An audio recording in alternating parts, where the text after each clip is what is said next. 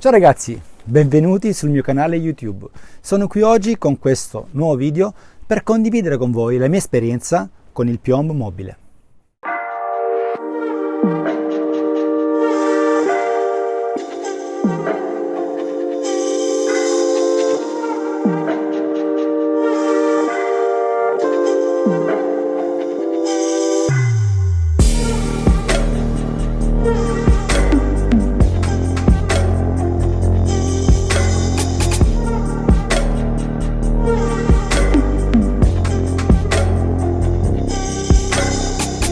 È molto importante ragazzi che sappiate che questo video non deve essere di stimolo per cercare di utilizzare il piombo mobile, ma semplicemente per cercare di farvi capire qual è il corretto utilizzo, visto che comunque nei social è pieno e nessuno appunto spiega realmente le difficoltà, la pericolosità o anche il pregio del piombo mobile. Ecco, sono qui oggi apposta per questo.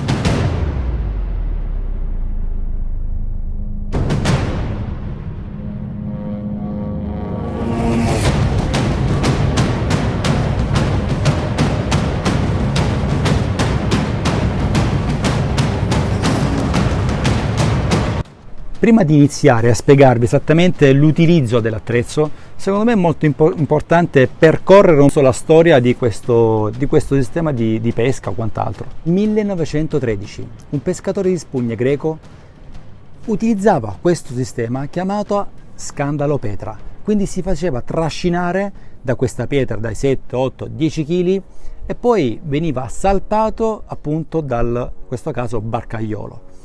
Ecco, questo è stato il primo profondista di tutti i tempi. Si racconta che raggiunse la profondità di meno 80 metri per recuperare l'ancora della regina Margherita. 1960, Amerigo Santarelli, un forte apnista, ma soprattutto pescatore, utilizzava questo sistema di pesca, chiamata tecnica alla brasiliana. Vince il brasiliano Amerigo Santarelli. Nel corso degli anni la tecnica è rimasta invariata, è cambiato solamente alla fine il nome, ma la tecnica è sempre quella. Ora mi voglio allacciare a quello che è stata la mia evoluzione per cercare di capire esattamente questo modo di pescare. Avevo 30 anni ed ero nell'approccio dell'apnea abbastanza già importante. Volevo ovviamente poter raggiungere una profondità in più, però non avevo il coraggio, non mi conoscevo bene e quindi ho iniziato la mia avventura utilizzando l'apnea pura, quindi mi ha aiutato cercando di veramente ascoltare quello che erano fondamentalmente alla fine le mie possibilità. Allora l'apnea dinamica mi ha cresciuto, forgiato negli anni, mi ha fatto capire veramente che di apnea ne avevo.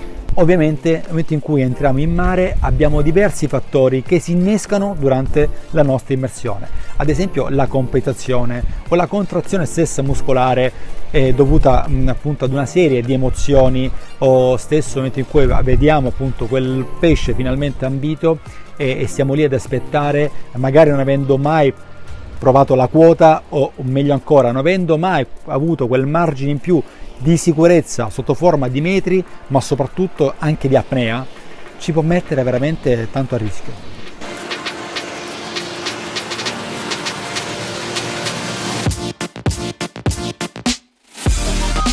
Ho sfruttato l'apnea pura per cercare di avere quel margine in più di sicurezza, sia di aria sia anche di metri, e per cercare di essere quanto più in sicurezza possibile.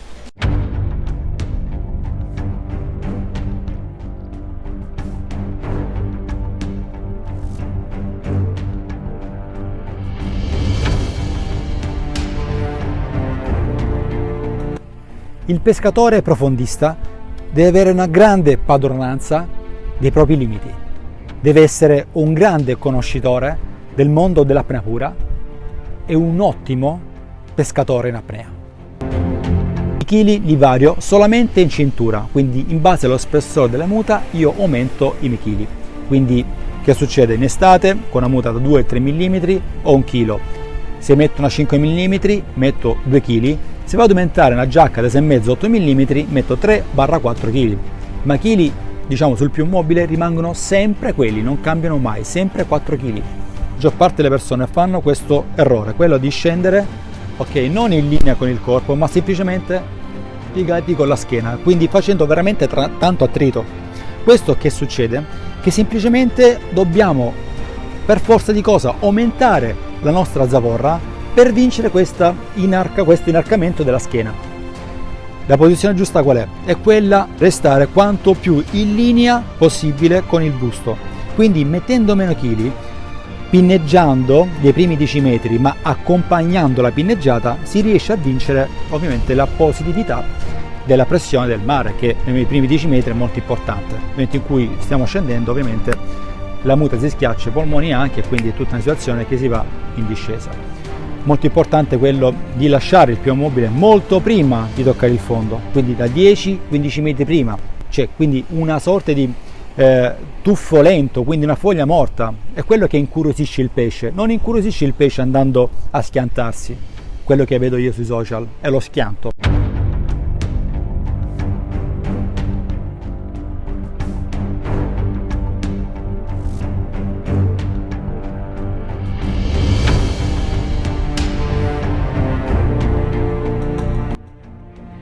Uno degli errori più comuni è quello di superare il proprio limite utilizzando il piombo ascensore.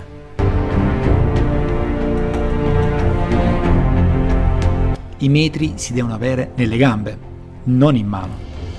Ma vediamo esattamente quali sono i pregi e i difetti di tale attrezzo. Pregi semplicemente che non utilizzeremo così tanta zavorra in cintura, quindi avremo meno fatica sulle gambe e più sicurezza in risalita. Difetti è semplicemente quello di essere trasportati da un peso e quindi aumentato a vostra scelta, e ovviamente il rischio è quello di superare tranquillamente i vostri limiti, mettendo a rischio ovviamente la propria vita. Come avete visto nei miei video negli ultimi anni, sto cercando di farvi conoscere non solo l'aspetto venatorio, quindi cercare di catturare questo pesce, ma semplicemente vi voglio far godere delle meraviglie del mio Salento.